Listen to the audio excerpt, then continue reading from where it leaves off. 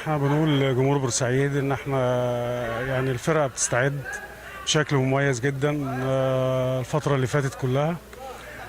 واصلين لمرحله بدنيه ونفسيه وذهنيه، وفي تصميم ان شاء الله على طبعا بنلعب فرقه كبيره، فرقه انبي فرقه محترمه. وكمان مستواه بدا يعلى في الفترات الاخيره مع كابتن علاء عبد العال. واحنا متابعين الفرقه بشكل كويس، وان شاء الله نلعب باسلوب يتناسب مع فرقه انبي. والهدف من احنا عندنا طموح، وطموحنا زي ما قلنا قبل كده ان احنا طموحنا بيعلى من كل مرحله، ما فيش سقف للطموح بتاعنا. ان شاء الله باذن الله قادرين ان شاء الله باللعيبه اللي موجوده باسلوب اللعب اللي يتناسب مع فرقه انبي ان احنا نتخطى انبي ان شاء الله. وده هدفنا ان احنا نقدر نوصل نعدي دور الثمانيه ان شاء الله، نوصل لدور الاربعه باذن الله. وده فيها ده طموحنا من البدايه، من اول ما انا جيت واحنا شغالين على الهدف دوت.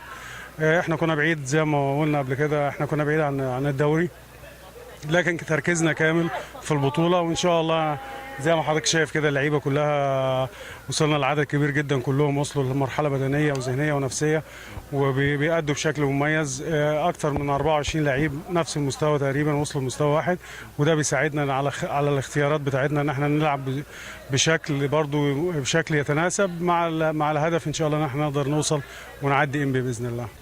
لا والله الكرة، وانت كل الفرق انت بتحترمها. احنا طبعا انا بعتبر نفسي احنا اقل من كل فرق الدوري الممتاز، وده امر طبيعي في كل حاجة.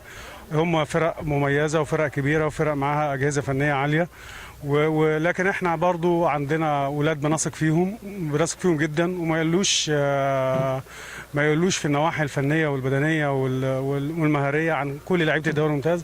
عندنا اكتر من 8 9 لعيبه يلعبوا دوري ممتاز بشكل مرتاح جدا، متوسط اعمارهم مناسب جدا ان هم يلعبوا دوري ممتاز. مفيش فرق بقى. احنا لعبنا المقاولين العرب وتسيدنا على مدار 90 دقيقه، وان شاء الله فرقه انبي هيبقى بنفس الاسلوب اللي لعبنا بيه المقاولين العرب بنفس الشكل ان شاء الله. وانا واثق في الاولاد ان هم يعملوا مباراه كويسه جدا تسعد جمهور بورسعيد ونوصل لهدفنا ان شاء الله. كابتن محمد، على ما اعتقد في تخوف بالنسبه للشق الهجومي بتاعكم على اساس ان محمد الملح مش موجود. لا احنا الحمد لله، لا الملح لعيب كويس وبرده كان بيضيف لنا حاجه كويسه في الناحيه الهجوميه، لكن احنا عندنا كل مباراه ليها شكل وليها اسلوب. والحمد لله الاولاد عندنا 5 لعيبه في الملعب جواكر بيلعبوا في اي مكان بيطلب منهم، بيلعبوا بيأدوا بشكل مميز. وان شاء الله في مفاجاه في المباراه اللي جايه برضو في راس الحربه مكان المالح. بنلعب على حاجه معينه وهنقدر نستغلها، وان شاء الله الناس تشوف الشكل برضو اللي هنلعب بيه في مباراه الانبي بما يتناسب مع هدفنا من المباراه واحتياجاتنا من المباراه.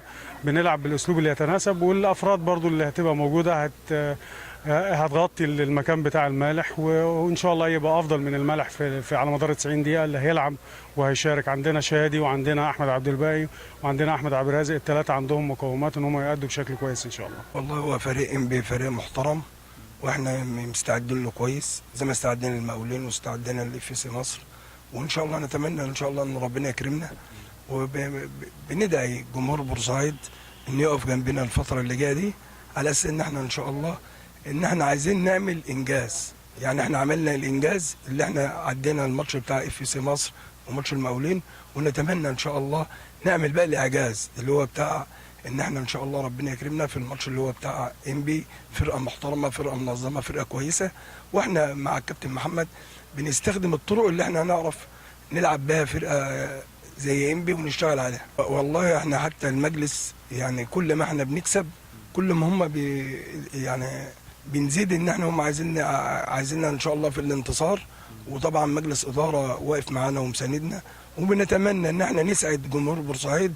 وطبعا دي بقت حمل تقيل علينا ماتش زي الانبي، وفرقه زي ما انا قلت لك فرقه محترمه وفرقه كويسه، بس احنا على قد ما بنقدر بنحاول وربنا معانا ان شاء الله. اختلاف جامد، وبعدين احنا معانا الكابتن محمد مع كل ماتش احنا بنرسى نفسنا كويس وبنظبط نفسنا كويس على كل ماتش احنا بنعمل له حسابه في السيستم بتاعنا، وبنشتغل مع الفرقه، كل فرقه بنشتغل معاها زي ما احنا بنشتغل يعني. بالنسبه لكابتن الشق الهجومي طمنا عليه، خصوصا طبعا ان محمد المالح هيبقى غايب في المباراه المقبله ان شاء الله. والله احنا عندنا الحمد لله رب العالمين عندنا البدله كويسه، او اللعيبه كلها لعبت في جميع المراكز مع كابتن محمد. يعني كل اللعيبه لعبت. في احمد عبد العزيز لعب باك رايت وماهوش باك رايت، النهارده هيلعب هو فيرود. يعني عندنا الحمد لله بنعرف نستخدم الفرقه للصالح. يعني نفهم من كلام حضرتك ان يبقى في مفاجاه هتجهزوها في مباراه انبي؟ والله العظيم احنا بنتمنى ان ربنا يوفقنا. احنا يعني مستعدين للماتش كويس، وعارفين ان ده ماتش كويس، ماتش جامد، وبنبقى حاسين ببورسعيد ان هي واقفه معانا ازاي، والناس كلها حتى في الشوارع واقفه جنبنا، وكل ماتش له طريقه يعني. يمكن يا كابتن طبعا الكلام جه على الاذان، بنتمنى رب التوفيق ان شاء الله. يا رب اتمنى، ونسعد جمهور بورسعيد، ونسعد مجلس الاداره اللي هو المحترم اللي هو في ظهرنا كويس، ونتمنى ان شاء الله النصر. انا حاسس ان شاء الله زي ما انا سجلت معاك كذا حلقه، وان شاء رب العباد ان شاء الله هنكسب باذن الله. بالتوفيق يا كابتن. حبيبي يا كابتن، حبيبي يا كابتن، كتر خيرك يا كابتن.